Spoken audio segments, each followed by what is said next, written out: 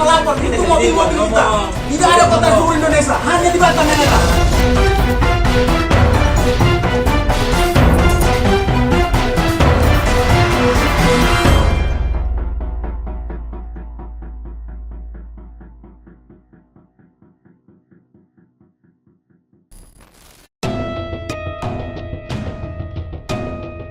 Hadirnya layanan transportasi online di era digital saat ini memberikan dampak bagi transportasi konvensional. Tarif transportasi online yang lebih murah serta mudahnya menggunakan moda transportasi berbasis internet tersebut membuat masyarakat mulai beralih menggunakan jasa transportasi online. Di Kota Batam, sejak hadirnya taksi online disambut positif oleh semua pengguna transportasi. Namun, ada juga polemik hingga terjadi konflik, baik di pelabuhan maupun di Bandara Internasional Hang Nadiem Batam. Dari catatan ulasan, taksi online baru bisa masuk mengambil penumpang di Bandara Internasional Hang Nadiem pada bulan Juli 2023. Begitu juga di sekitar pelabuhan yang ada di Batam. Sebelumnya, para driver taksi online ini hanya bisa mengantar penumpang. Jika ketahuan mengambil penumpang, maka terjadilah keributan. Belum lama ini, tepatnya 3 Juli 2024, konflik antara taksi online dengan konvensional kembali terjadi. Kali ini ada sekitar ratusan driver taksi online dan ojol memenuhi Bandara Internasional Hang Nadiem. Pemandangan dan kondisi ini tentunya sangat tidak baik untuk Kota Batam, karena bandara adalah pintu masuk serta wajah Kota Batam. Dan kabar keributan itu juga bisa berdampak negatif bagi dunia pariwisata.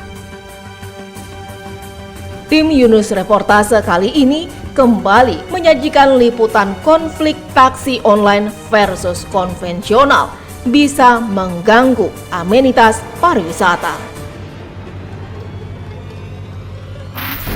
Tarif lebih murah dan mudahnya menggunakan jasa transportasi online kini membuat masyarakat mulai beralih menggunakan jasa transportasi berbasis internet itu. Tren penggunaannya pun dari tahun ke tahun terus menunjukkan peningkatan yang cukup signifikan. Namun hadirnya kemudahan di era digital ini justru membuat konflik antara taksi konvensional dan juga taksi online dikarenakan dengan hadirnya jasa transportasi online tersebut berdampak pada penurunan pendapatan taksi konvensional. Hal ini juga berdampak pada pendapatan taksi konvensional yang membuat konflik di antara keduanya terus-menerus terjadi, termasuk di Kota Batam yang baru-baru ini terjadi pada 3 Juli 2024 kemarin. Lalu bagaimana solusi antisipasi dan apa saja dampak dari konflik tersebut dan bagaimana cara penyelesaiannya? Yunus Reportase akan menelusurinya. Sudah menjadi rahasia umum, tren penggunaan jasa transportasi online terus meningkat. Banyak pengguna yang telah merasakan dampak positif dari hadirnya taksi online sebagai transportasi yang aman, nyaman, dan transparan. Hal ini membuat pendapatan dari taksi online bisa dikatakan lebih baik dari taksi konvensional, karena mereka dapat menarik penumpang dari mana saja selagi aplikasi taksi online itu ada di tempat itu. Sedangkan taksi konvensional hanya berharap menarik penumpang dari tempat mangkal mereka seperti bandara dan pelabuhan. Namun keributan yang sering terjadi antara taksi online dan konvensional di Bandara Internasional Hang Nadiem Batam mendapat perhatian dari masyarakat transportasi Indonesia MTI Kepulauan Riau. Perdamaian seperti ini kan sudah berapa kali dibuat, tapi kan juga selalu terjadi bentrok gitu ya. Karena apa? Karena penyelesaian itu tidak sampai ke akarnya, gitu. Ya kan? Kemudian saya melihat teman-teman ini masih minim edukasi gitu tentang sistem transportasi itu gitu. Nah, itu artinya Dinas Perhubungan itu harus detail memberikan edukasi gitu. Jadi gini, yang dipermasalahkan ini hanya masalah mencari nafkah saja. Saya ini cukup lama loh berpengalaman tentang taksi ini. Tidak ada super taksi itu yang kaya gitu. Ya kan, sekarang saya ada MTI, tapi ingat dulu saya juga pernah bawa taksi, saya pernah bawa angkot, saya pernah jadi kenek, punya perusahaan transportasi, dan saya juga banyak punya teman-teman usaha transportasi. Nggak ada yang kaya menurut saya, baik yang sudah meninggal maupun yang masih hidup gitu. Artinya kawan-kawan ini sekedar mencari nafkah gitu, iya kan? Supir taksi online, supir taksi konvensional, semuanya itu merupakan aset daerah. Mereka salah satu pelaku usaha, artinya menunjang pariwisata. Mereka memberikan pelayanan jasa transportasi kepada baik masyarakat setempat maupun masyarakat yang dari luar daerah maupun mancanegara. Nah, ini harus diselamatkan. Jadi tidak bisa dibiarkan begini-gini terus gitu. Ya, saya tidak menyalahkan kawan-kawan ini. Mereka merebut ini, bentrok sana, bentrok sini. Akhirnya mereka sendiri, mohon maaf, tidak bisa lagi mencari nafkah, sibuk ribut aja gitu kan. Nah, ini. Nah, jadi saya sampaikan, saya ini sebagai saksi sebenarnya awal masuknya taksi online ini gitu. Waktu 2015 saya sebagai ketua humas DPP Organda masuk taksi online ini ke Jakarta. Ribut, bentrok dengan taksi konvensional. Kemudian 2017 masuk ke Kota Batam, akhir 2016. Nah, saya dipindahkan sebagai ketua Organda Provinsi Kepulauan Riau. Berbagai permasalahan kita hadapi. Itu taksi konvensional tidak menerima keberadaan taksi online gitu kan. Nah, sebenarnya di situ sudah disepakati juga dengan Pak Gubernur waktu itu, Pak Nurdin Basirun gitu ya. Kita mengadakan rakor dipimpin oleh Pak Rudi sebagai moderator waktu itu gitu. Nah, ini sekarang persoalannya lain lagi, ya kan? Persoalannya menyangkut dengan wilayah lagi. Artinya begini, selagi tidak ada pembatasan kuota, permasalahannya akan terus bergulir. Terkait edukasi yang diberikan kepada driver taksi online tentang regulasi taksi di Bandara Internasional Hang Nadiem Batam, Ketua Umum Komando Kota Batam, Feryadi Tarigan, mengaku sudah mendapatkan edukasi. Jadi saya ulangi lagi kenapa sering terjadi bentrok di bandara itu ya, salah satunya lambatnya perusahaan aplikasi bekerja sama BIB. Jadi itu yang menyebabkan terjadinya sering bentrok. Jadi kami selalu mendorong aplikasi agar segera bekerja sama kepada pihak bandara agar tidak ada lagi masyarakat yang ketika menggunakan jasa transport online itu harus jalan keluar. Walaupun harganya Dari taksi online ini apa, Bang? permasalahannya ya lambatnya kerjasama antara aplikator dengan pihak BIB sehingga masyarakat tidak tahu bahwasannya di dalam bandara itu tidak boleh menggunakan aplikasi A. Jadi yang disampaikan Pak Saiful juga benar ya, karena overloadnya driver ataupun supply and demand tidak memenuhi ya, kawan-kawan coba-coba ke sana, ke bandara. Jadi seperti itu, melanggar aturan juga kita dari taksi online, tapi secara peraturan Menteri PM 118 kami tidak melanggar. Itu jelas di pasal 3 ayat A, B, C, D itu kami boleh menjemput dari bandara, mengantar ke bandara pintu ke pintu. Tapi taksi konvensional tidak menerima aturan itu. Ya, memang di bandara itu ada aturannya. Kami siap mengikuti aturan, tapi seharusnya pihak aplikator ataupun pihak pemerintah mendesaklah pihak aplikator dan bandara untuk bekerjasama agar tidak ada lagi masyarakat ketika menggunakan aplikasi A, B, C, D harus keluar, harus di dalam. Seperti ini sudah ada Grab. Ya, Grab di dalam sudah ada, jadi ketika masyarakat menggunakan Grab ya langsung turun ke parkiran, sudah ada standnya. Ya, kami berharap aplikasi lain seperti itu juga jadi masuk. Jadi satu lagi, ada aturan yang membuat kita sebagai pemilik mobil itu jengah. Kenapa? Ada peraturan di bandara itu ketika mobil kita taksi online terdaftar di taksi online, kita menjemput sanak saudara itu harus melapor bukti chat 2 jam, melapor lagi ke polsek, turun lagi, banyak kali peraturannya. Jadi kita bukan menjemput online ini, menjemput saudara. Misalnya kita punya mobil, tiba-tiba saudara kita nelpon sudah nyampe di bandara, bang jemput saya bang. Itu tidak bisa secara aturan. Itu yang membuat kita juga lelah dan merasa tidak ada keadilan di sana. Sementara itu, Dinas Perhubungan Provinsi Kepulauan Riau sebagai regulator bidang transportasi untuk taksi online telah duduk bersama dan menghasilkan poin kesepakatan yang harus ditaati. Dari Dinas Perhubungan agar poin-poin yang tertubuh di dalam kesepakatan itu dapat berjalan dengan baik.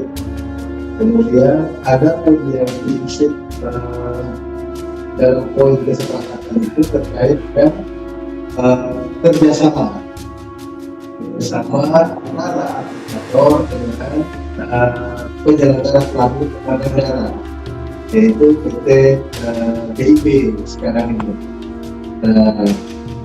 Di dalam poin tersebut menjelaskan diberi kesempatan waktu selama kurang lebih 2 minggu, sebagaimana tertuang di dalam PM 56 tahun 2015, yang mana penyelenggara bandara itu tentang kegiatan perusahaan di bandara itu terdapat di pasal 5 ayat 2 huruf F itu adanya salah satu pendukung komponen dari pelabuhan tersebut, yaitu berupa transportasi darat.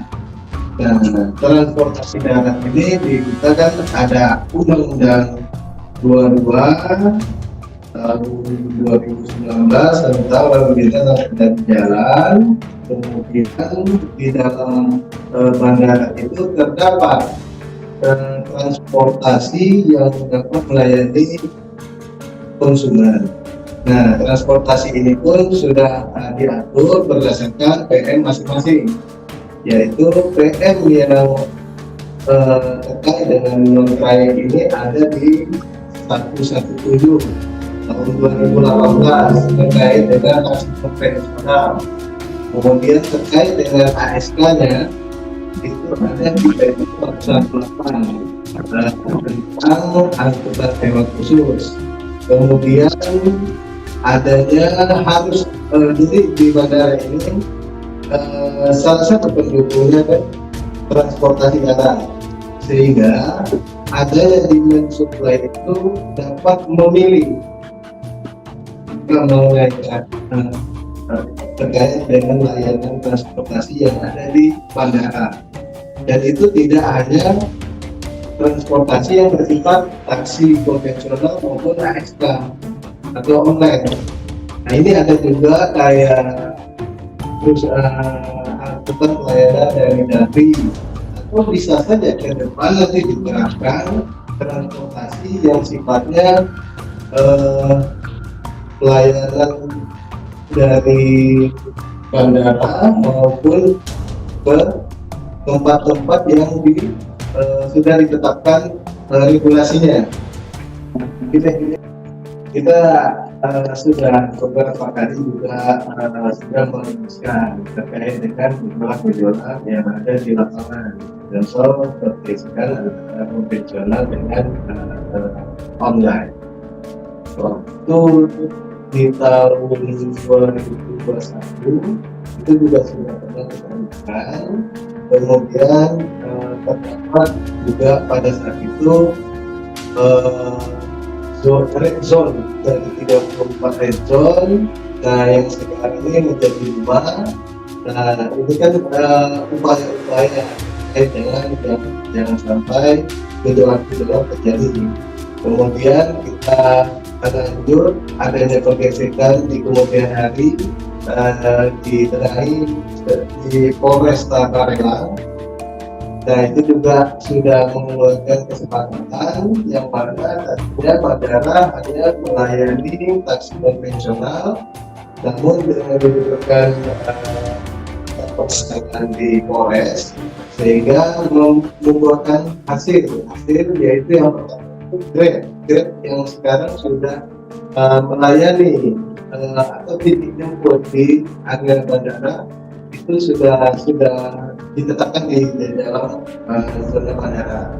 Nah, langkah ini upaya dari penyelenggara menjalani regulasi terkait dengan peraturan Menteri Nomor 5 tadi. Nah, seperti apa yang harapan kita ini untuk merekrut angkutan atau layanan transportasi yang sifatnya online ini kan berdasarkan aplikator. Dan kita harapkan juga dengan merujuk kepada badan usaha yang sudah memiliki izin sebagaimana yang tertuang di dalam PN 118. Nah, ini sehingga antara penyelenggara dengan penyedia atau badan usaha atau aplikator ini berjalan, karena untuk memasuki area bandara itu pasti ada janji kerjasama. Ini kita harapkan. Kemudian setelah dari POS adanya beberapa aplikator yang belum masuk ke dalam bandara. Nah, ini ya teman-teman, kita driver seperti komando itu kita kan melihat terkait dengan supply demand dan penggunaan dari konsumen. Memang benar konsumen atau demand ini kan menginginkan pilihan. Namun pilihan ini harus berjalan seperti apa kan harus dilihat rambut-rambutnya. Contoh mungkin sudah diketahui dengan hasil pada rapat tanggal 5 hari Jumat yang lalu di bandara itu menyepakati 13 poin tadi. Harapan kita 2 aplikasi yang belum bekerja sama dengan penyelenggara bandara atau PT DJB ini kita harapkan disegerakan. Itu kemudian perlu juga di dalam layanan transportasi yang ada di bandara itu harus berada pada kuota sehingga supply demand-nya dapat tercover. Jangan sampai supply yang terlalu demand-nya itu sedikit. Nah, ini yang minimal itu kuota di dalam bandara itu harus kita ketahui dulu, sehingga berapa yang harus dipersiapkan dari masing-masing transportasi atau pelayanan transportasi yang seperti trayeknya. Nah, ini bisa dilihat. Dan apabila ini bisa sama-sama dapat berjalan dari masyarakat yang dapat menggunakan fasilitas bandara dan dapat terlayani dengan baik. Di sisi lain, Direktur PT Bandara Internasional Batam Fikri Ilham Kurniansyah menyebutkan konflik taksi online dan konvensional sudah terjadi sejak lama. Kedua belah pihak merasa punya hak dan kepentingan masing-masing. Konvensional yang sudah lama di sini di Batam sejak awal, sejak belum ada taksi di bandara atau sebelum ada taksi di pelabuhan, belum adanya taksi di Batam ini, mereka diminta untuk menghadirkan angkutan bagi masyarakat Batam. Tetapi teknologi tidak bisa dibendung bahwa taksi online juga berkembang, hidup dan juga masuk ke Batam, dan itu kebutuhan masyarakat juga. Dan tentu ini dengan pasar yang terbatas ini tentu masing-masing pihak merasa ingin mempertahankan atau mendapatkan pasar untuk yang cukup untuk masing-masing perusahaan atau masing-masing badan usaha baik konvensional maupun online. Jadi apa sebenarnya pemicu daripada masalah ini? Tentu satu adalah tidak terlepas dari motif ekonomi yang terjadi, dan yang kedua tentu kita tidak bisa kesampingkan bahwa masing-masing merasa mempunyai hak dalam berusaha, dan tentu itu dijamin oleh peraturan yang berlaku. Jadi dengan motif yang seperti ini tentu kita harus mencari jalan keluar. Bagaimana kita jalan keluar?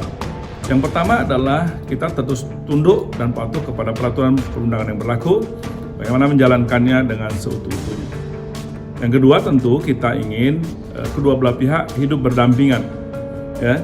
Sudah tidak dapat lagi kita hidup sendiri-sendiri karena memang kebutuhan masyarakat di dalam dunia transportasi itu ada yang membutuhkan premium transportasi, biasanya dilayani oleh premium taksi.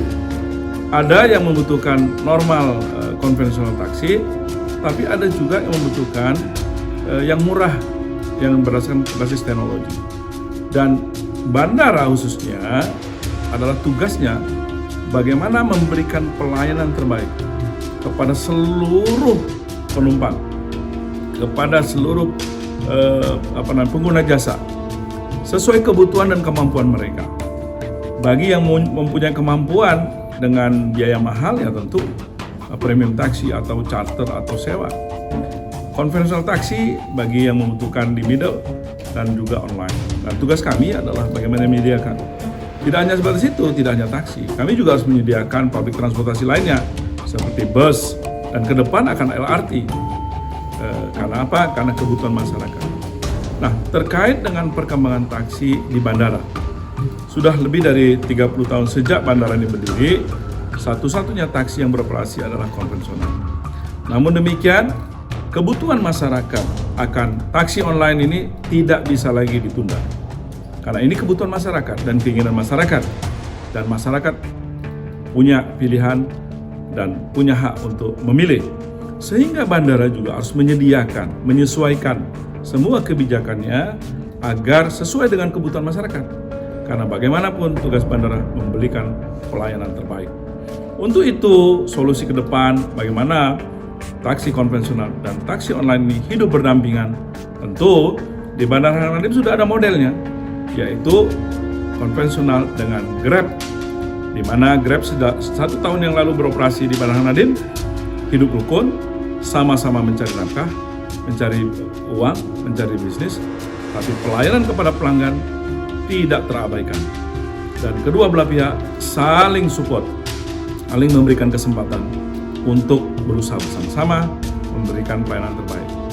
Taksi konvensional meningkatkan diri dengan seragam, dengan attitude, dengan sikap, kebersihan kendaraan, dan juga kepatuhan terhadap tarif. Tidak ada orang yang boleh menaikkan tarif walaupun hanya Rp1 atau memungut tambahan-tambahan lain yang dapat menyebabkan ruginya pihak penumpang. Dengan adanya taksi online terus berkembang, tidak hanya Grab, tentu ini kesempatan bagi masyarakat untuk memilih, untuk masuk. Untuk itu, Bandara Nadim bekerja sama dengan koperasi, dengan Grab, dengan seluruh taksi online ingin menyelesaikan semuanya dalam waktu yang sesingkat-singkatnya agar kebutuhan pelanggan tadi dapat terpenuhi. Sehingga solusi yang ada ini adalah bersifat jangka panjang, permanen, dan juga menguntungkan semua pihak.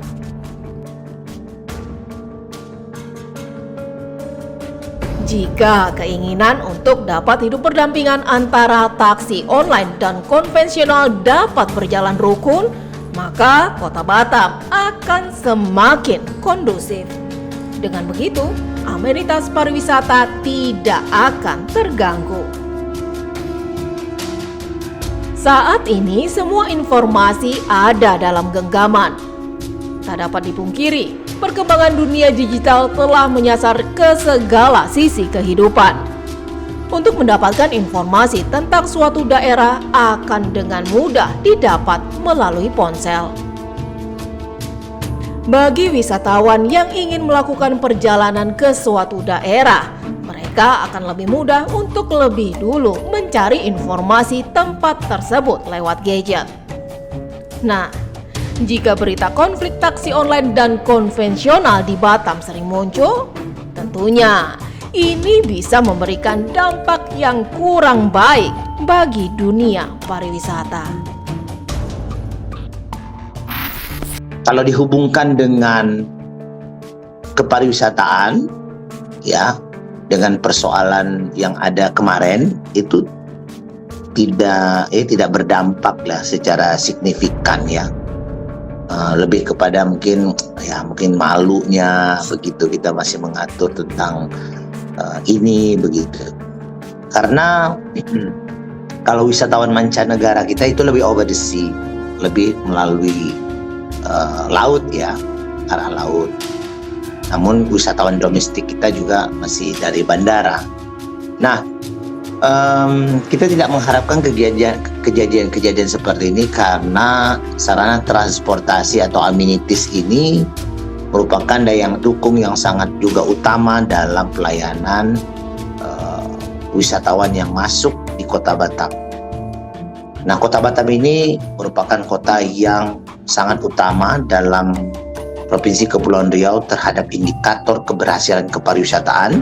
Jadi kita tidak mau nantinya persoalan-persoalan seperti ini akan mencederai kepariwisataan kita, karena pada tahun 2019 kemarin Kepulauan Riau, khususnya kontribusi dari Batam, kita mendapatkan jumlah wisatawan mancanegara terbesar kedua setelah Bali. Bayangkan Jakarta saja lewat. Nah, ini kita sekarang berjibaku bagaimana jumlah wisatawan itu kembali masif masuk ke Kepulauan Riau, khususnya dari Kota Batam, dengan target-target yang cukup tinggi, 3 juta, 2 jutanya dari Batam. Ini perlu semua pihak bekerja sama, karena hasil dari kunjungan wisatawan itu sangat positif terhadap penghasilan asli daerah, kota ataupun provinsi. Karena satu orang saja wisatawan itu bisa mungkin spend of money-nya one day, 2 hari 3 malam itu mungkin bisa sampai 5 juta, 6 juta. Bayangkan APBD kita bagaimana, karena hampir 24% APBD Kota Batam ini hasilkan dari sektor pariwisata, dari hotel, restoran, tempat hiburan. Jadi kita sangat berharap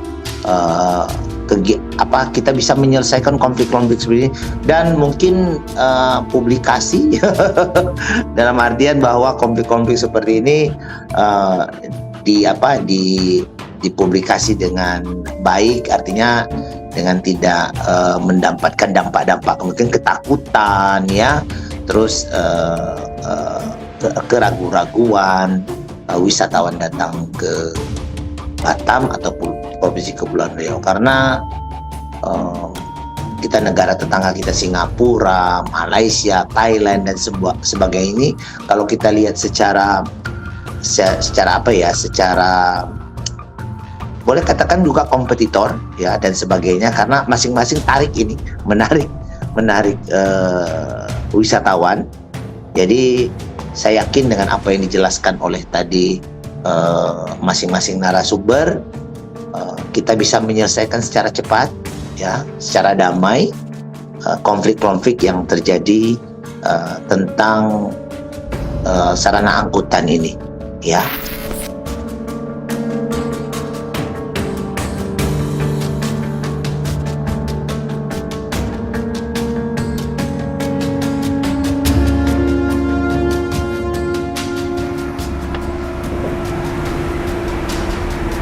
Jika terus dibiarkan polemik ini terjadi terus-menerus, tentu akan berdampak negatif bagi wajah kota tersebut dan berdampak pada banyak sektor seperti ekonomi dan pariwisata.